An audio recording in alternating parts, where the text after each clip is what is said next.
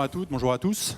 Donc toi, c'est Stéphane, et ça, on aura tous bien repéré. Donc je suis Hélène Menrad, enchantée. Je suis vice-présidente de l'agence Chemistry.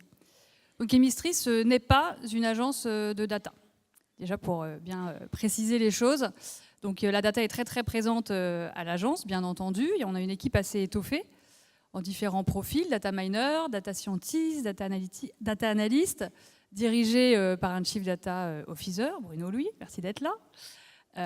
Mais on est notre métier, avant toute chose, on est une agence de communication et de marketing relationnel.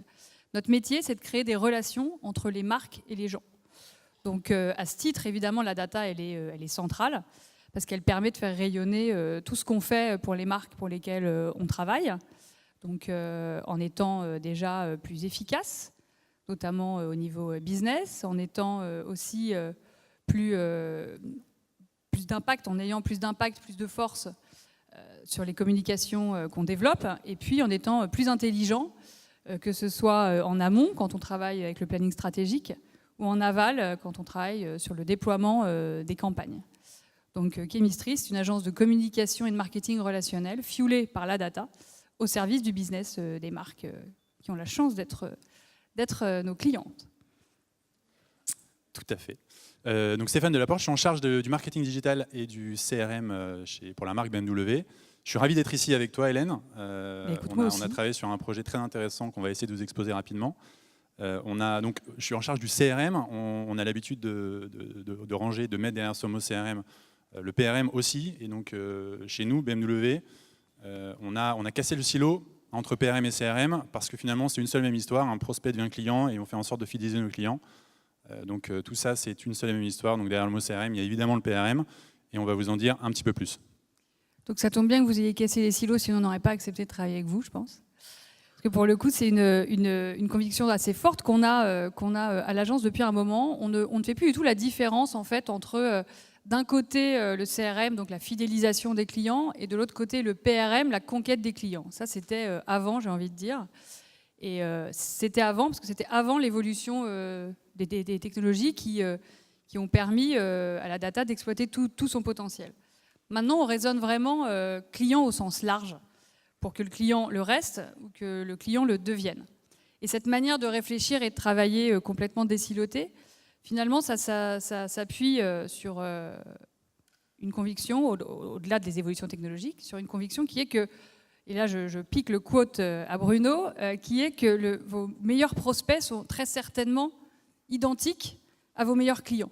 Donc finalement, pourquoi vous priver de toute cette manne d'informations en analysant bien toutes les données que vous possédez très très certainement au sein de chacune de vos entreprises, en les manipulant, en les analysant, en les rendant intelligentes, finalement vous pouvez en faire quelque chose d'assez puissant également à des fins de conquête. Donc on a cette approche-là complètement désilotée pour l'ensemble de nos clients. On travaille avec des industriels de la grande consommation, la pharma, l'énergie, aussi l'automobile, puisque tu travailles dans une entreprise qui fabrique des voitures. Et donc aujourd'hui, on va concentrer le propos sur BMW, ce qu'on a fait ensemble pour le coup. On revient sur l'automobile du coup. On revient sur l'automobile. On est dans un monde qui va très vite. Je travaille au département marketing, je ne peux pas m'empêcher de vous montrer une photo d'un de nos derniers modèles, la BMW M5, juste pour illustrer la vitesse de décision dans le parcours d'achat pour qu'un prospect devienne un client. C'était assez amusant parce que tout à l'heure, on avait notre confrère du Club Med qui parlait d'un process de décision de 96 jours, je crois, pour concrétiser un voyage. Dans l'automobile, paradoxalement peut-être pour vous, ça se passe beaucoup plus vite, puisque pour la grande majorité de nos clients, la décision se fait en 2 mois. 2 mois, c'est extrêmement court. Quand on sait que le discours, que les touchpoints sont extrêmement variés, que le renseignement, la démarche dans laquelle le prospect va être, elle est extrêmement riche, et donc il va aller chercher l'information sur des touchpoints qui sont extrêmement variés, en digital très très majoritairement. Donc notre objectif, c'est celui-ci, c'est de s'inscrire très clairement dans un parcours d'achat qui est réduit et d'aller chercher le lead là où il est pour l'envoyer en concession. On fait du B2B2C. Notre objectif à nous, c'est d'envoyer des contacts chauds dans le réseau. Donc on a vraiment une obligation de résultat dans le fait d'envoyer le bon contact au bon moment en concession pour qu'il aille dans nos concessions, qu'il essaye nos voitures et qu'il devienne client. Cette fenêtre de tir, elle est réduite, et donc pour nous, l'obligation, c'est d'avoir vraiment un discours extrêmement fin sur quels sont les arguments qu'on va pouvoir déployer en fonction du parcours d'achat de notre prospect pour pouvoir lui dire le bon message au bon moment et donc être les plus percutants possible dans un monde qui est extrêmement concurrentiel et dans un environnement, dans un contexte, une actualité qui chez nous est extrêmement riche parce qu'on a une actualité produit qui est très soutenue. On lance un modèle par mois au moment où je parle. Pas. Non, on ne s'ennuie pas. Au moment où je parle, on est en train au Salon de Pékin de présenter le nouveau Xe3, le nouveau Xe4, un concept série 8, un concept X7. Donc les temps sont extrêmement chargés et assez passionnants d'un point de vue marketing. Et donc il faut qu'on s'inscrive là-dedans. J'arrête sur le produit parce que sinon on va y passer tout notre temps. Donc il faut qu'on soit précis. Comme tous nos amis constructeurs automobiles, nos concurrents, l'enjeu c'est celui-ci, c'est la précision. On va utiliser la data pour être précis. On parlait tout à l'heure de data, on a beaucoup parlé dans les dernières années de big data. On n'est absolument pas en train de parler de big data, on va parler de smart data et d'un modèle sur lequel on a travaillé avec Chemistry, qu'on a co-construit et dont on est assez fier, qu'on est en train d'étraîner là dans les premiers tests qu'on fait. Et ce modèle-là, l'objectif de ce modèle-là, c'est d'aller utiliser la data. La data, on en a beaucoup. On a chez BMW un historique de data d'à peu près 8 ans. Donc on a des millions de lignes correspondant à des data clients d'un côté. On a beaucoup de données prospects aussi, puisqu'on achète des données à un organisme étatique qui s'appelle les 3A, dont on parlera un peu plus tard. Donc voilà, la data, on en a. L'enjeu maintenant, c'est de la faire parler et d'y mettre de l'intelligence. C'est ultra important pour nous d'aller tirer la substantifique moelle de cette data pour effectivement aller orchestrer les campagnes de la meilleure façon possible. On va donc utiliser ces données-là et on a donc construit ce modèle prédictif avec Chemistry pour aller justement optimiser nos campagnes marketing. On a parlé de data, on met tous beaucoup de choses derrière ce mot-là. On a parlé aussi tout à l'heure d'intelligence derrière la data. C'est important pour nous de ne pas simplement se baser sur des algorithmes. L'algorithme, il est très important, la data science est importante, et c'est ça qui va nous permettre de générer un scoring dont je vais vous parler juste après. Donc, on est purement dans le data crunching, il fallait que je le sorte. C'est fait, sur de la data, donc on va essayer de tirer des insights de cette data, mais on va y mettre de l'intelligence. Juste pour vous donner un exemple, si j'ai un client BMW qui a 53 ans, c'est l'âge moyen, il en est à sa deuxième BMW, on constate qu'il a acheté une Twingo. J'ai beaucoup de respect pour la Twingo, c'est la voiture la plus achetée sans doute en France. La machine nous dirait sans doute, il y a un problème, il y a une attrition, votre client est en train de quitter la marque. Sauf que si on met un peu de recul, si on met un peu d'intelligence derrière ça, on va se dire que c'est sans doute un client qui a acheté une voiture pour sa fille. Et donc, juste pour illustrer les biais qu'il faut pouvoir retirer de la data et donc l'intelligence qu'il faut mettre pour ne pas se contenter de faire parler les chiffres et de laisser des mathématiciens guider nos campagnes marketing. Nous ne sommes pas que des robots. Nous ne sommes pas des robots, pas du tout. Concrètement, première application pour nous en CRM, on est tous d'accord pour dire que le comportement d'achat de quelqu'un qui achète un modèle d'entrée de gamme n'est pas le même que celui qui va acheter un modèle haut de gamme. Donc, chez nous, ça va être une série 1 et une série 7, par exemple, pour prendre les modèles les plus éloignés les uns des autres. Les comportements d'achat sont différents. Ce serait donc un peu illusoire de se dire que, et pourtant c'est comme ça qu'on avait l'habitude de fonctionner, et que sans doute beaucoup de constructeurs... C'était avant de nous rencontrer. C'était avant de vous rencontrer. De se dire, ok, on va prendre tous nos clients et on va les recontacter à la même date, quel que soit le modèle qu'ils possèdent. Donc à 30 mois, à 40 mois, à 36 mois, on va tous les rappeler, un client série 1, un client série 7. Ça, c'était avant, si je puis me permettre. Le modèle sur lequel on a travaillé nous a permis d'identifier, grâce à la data, des probabilisations de réachat beaucoup plus fines. Et donc, on va se rendre compte qu'en fait, un client série 1, il faut pas, si on le contacte à 36 mois, finalement, on est en retard.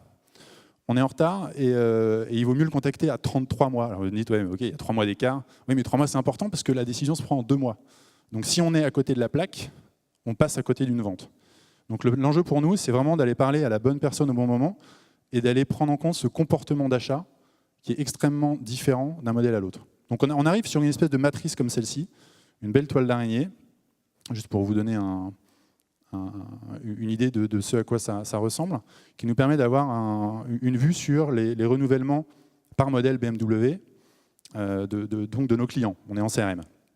Et ce qui est assez intéressant, parce que les tests, on les a fait déjà depuis plusieurs semaines, c'est qu'on constate un taux de concrétisation qui est extrêmement satisfaisant, qui est en hausse de 20% par rapport aux campagnes qui étaient les campagnes traditionnelles de repurchase chez nous, qui consistaient donc à rappeler les mêmes clients, les clients de la même manière en fonction du modèle, indépendamment du modèle possédé. Donc 20%, c'est bien, on a besoin, on est content. On va continuer à optimiser cette campagne-là. Et on est extrêmement satisfait d'avoir conclu que ce modèle-là, en CRM, pour ce qui est de cette première approche, nous a permis du coup d'aller parler le plus finement possible à nos clients. Et ça, après, vous allez le déployer sur d'autres canaux, pour le coup. Exactement. En digital et en... Exactement, print, voilà. si besoin. L'objectif, la manière la plus simple pour nous de tester ce modèle-là, c'était de le faire par téléphone. Le téléphone étant le canal le plus direct et qui nous permet de joindre nos clients de la manière la plus efficace possible. Mais l'objectif, c'est de déployer, d'être multicanal, on l'a dit aussi tout à l'heure, donc de pouvoir déployer cette campagne-là bien au-delà. En PRM, le PRM, c'est ultra important pour nous aussi. On a accès à des bases de données, je parlais tout à l'heure de 3A. 3A est une base de données qui est extrêmement riche. C'est vrai qu'on a la chance dans l'automobile de connaître toutes les coordonnées de tous nos prospects. Imaginez s'il y avait ça dans tous les secteurs, ce serait assez incroyable, on serait submergé de courriers. Nous, on a cette chance-là. L'inconvénient de cette richesse-là, c'est qu'on ne l'utilise pas forcément à bon escient.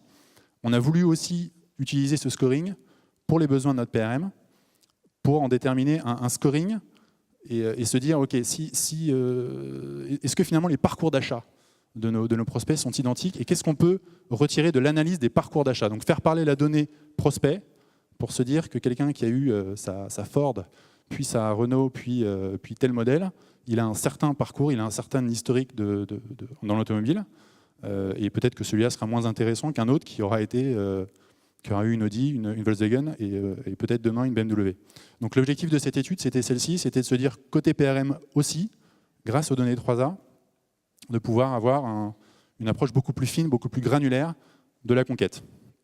Et du coup, utiliser le fichier 3A complètement essoré par l'intégralité du marché d'une manière complètement différente finalement, de ne pas juste se contenter de regarder le dernier modèle possédé, mais vraiment d'exploiter tout l'historique. Exactement. D'autant plus que c'est des campagnes qui coûtent extrêmement cher, donc on doit les optimiser. Donc on a un scoring qui nous permet d'avoir un scoring à l'individu. L'approche, elle est personnalisée. On va donc être capable de dire un individu A, il a tel score. Donc là, on a deux exemples. Donc on a à gauche un homme qui présente une affinité visiblement plus particulière vis-à-vis de la marque Audi. On n'est pas très loin derrière. Ça veut dire que pour cette première personne, il va falloir qu'on soit peut-être plus agressif, qu'on surinvestisse un petit peu dans les canaux de communication qu'on va utiliser, et qu'au final, nos campagnes marketing soient vraiment drivées par le fait qu'a priori, cette personne-là ne présente pas le score le plus en affinité avec la marque BMW. À l'inverse, à droite, on a quelqu'un qui a un score, au travers de nouveau de son parcours d'achat, qui nous permet d'avoir une garantie un peu meilleure sur sa capacité à être plus réceptif vis-à-vis d'un message BMW. Concrètement, pour nous, c'est extrêmement utile de pouvoir utiliser ces éléments-là pour optimiser nos campagnes, optimiser la pression qu'on va pouvoir exercer vis-à-vis de nos prospects, puisque là, on est vraiment côté PRM, pour aller dépenser le bon euro avec la bonne pression sur le bon canal vis-à-vis de la bonne personne. Et donc, c'est vraiment clé pour nous. On a des budgets qui sont, comme toutes les entreprises, qui sont restreints, qu'il faut toujours optimiser. Et donc, on a besoin d'aller dépenser le bon euro vis-à-vis de la bonne personne pour parler pour déployer le bon discours. Et au final, pour pouvoir mesurer ce qu'on fait, on est en CRM, on mesure. Et donc, on va être vraiment drivé vers cette approche de retour sur investissement pour toujours plus de conquêtes. Et c'est vraiment la force de ce modèle de prédiction, de ce modèle prédictif, qui nous permet plus de conquêtes, de l'upsell, moins d'attrition. Et au final, vraiment un discours qui va nous permettre de nous rassurer sur notre capacité à mieux conquérir, mieux fidéliser avec les bons arguments.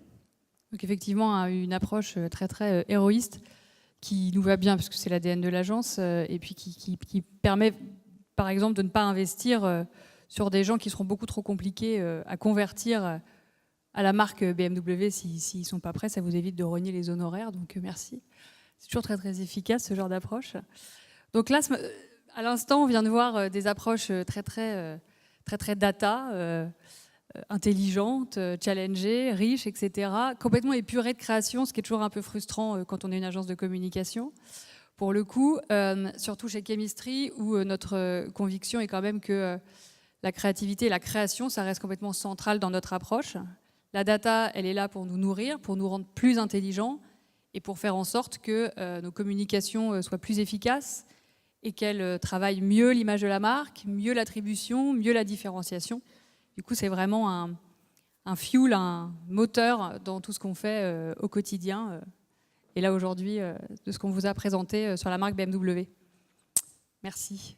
Merci à toi et merci aux équipes qui nous accompagnent sur ce projet. Et